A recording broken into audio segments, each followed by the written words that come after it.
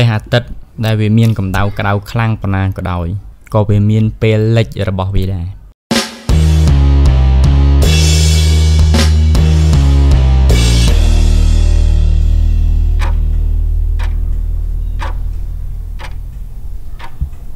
ជំរាបសួរបងប្អូនអ្នកស្ដាប់ទាំងអស់គ្នានៅក្នុងថ្ងៃនេះខ្ញុំលើកឡើងនៅប្រធានបទមួយទាក់ទងទៅជាមួយនឹងបញ្ហារបស់យើងហើយយើងឧបមាទៅជាមួយនឹងកម្ដៅនៃព្រះអាទិត្យដែលទោះបីជាវាក្តៅខ្លាំងប៉ុណ្ណានៅពេលថ្ងៃត្រង់ប៉ុន្តែនៅពេលដែលពេលវេលាវាកន្លងហួសទៅព្រះអាទិត្យវាចាប់ផ្ដើមលិចបន្តិចម្ដងហើយវាបញ្ចេញនៅ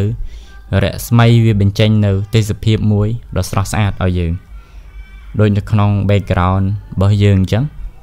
នៅក្នុងថ្ងៃនេះយើងមាន background ដ៏ស្រស់ស្អាតសម្រាប់ឲ្យបងប្អូនមើលយើងមើលទេសភាពយើងមើលពន្លឺនៃព្រះអាទិត្យនៅពេលដែលវារៀបលិចគឺស្អាតមានពណ៌មាសហើយទេសភាពនៅក្បែរហ្នឹងក៏ស្អាតអាកាសធាតុក៏វាត្រជាក់ប៉ុន្តែ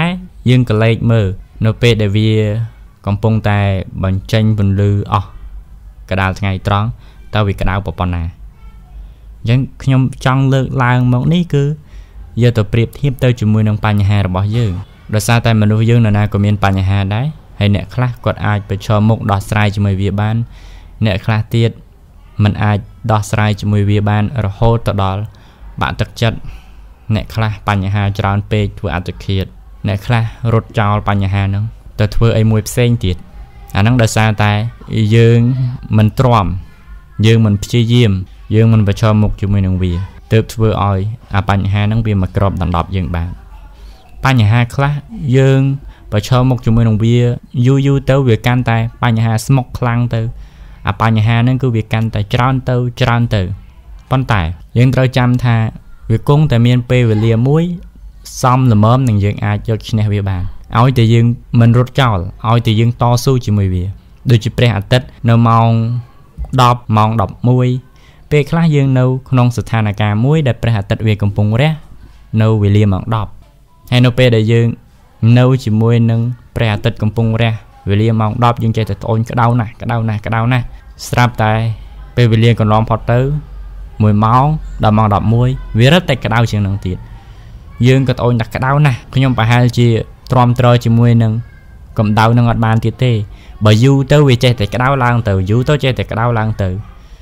ងទ្រាំបន្តិចទៀតដល់ម៉ោង12វារឹតតែក្តៅទៅដល់ម៉ោង1វារឹតតែក្តៅទៅហើយយើងអត់ដឹងពីសុពលភាពនៃពន្លឺរបស់វា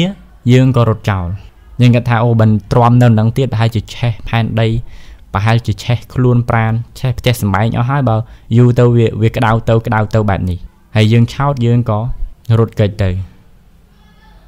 ប៉ុន្តែដល់ធៀបពិតនៅពេលដែលវាក្តៅអស់អំណាចវាទៅវាក៏ចុះត្រជាក់បន្តិចម្ដងរហូតទៅដល់វាមានសីតុណ្ហភាពត្រជាក់ហើយទេសភាពក៏ស្អាតដែរអញ្ចឹងយ៉ាងណាមិញបញ្ហាដែលយើងនៅជាមួយវាដែលយើងព្យាយាមដោះស្រាយវាយើងក៏មានអារម្មណ៍ថាវាដូចជាច្រើនទៅបញ្ហាកាន់តែធ្ងន់ទៅប៉ុន្តែបើយើងនៅតែព្យាយាមមិនបោះបង់វាចោលហើយយើងស្វែងរកចំណុចដោះស្រាយនៅបញ្ហាមួយនោះទៅតាមសន្តិវិធីទៅតាមបច្ចេកទេសទៅដោយចំណេះដឹងយូរទៅបញ្ហាហ្នឹងវាកាន់តែស្រកតិចទៅដូចជាព្រះអាទិត្យដែលវាលិចតិចទៅនឹងឯងហើយយើងក៏ឃើញពីតម្លៃនៃការដោះស្រាយបញ្ហារបស់យើងហ្នឹងដោយភាពស្រស់ស្អាតដូចយើងមើលឃើញព្រះអាទិត្យវារៀបលិចវាស្រស់ស្អាតអញ្ចឹងឯង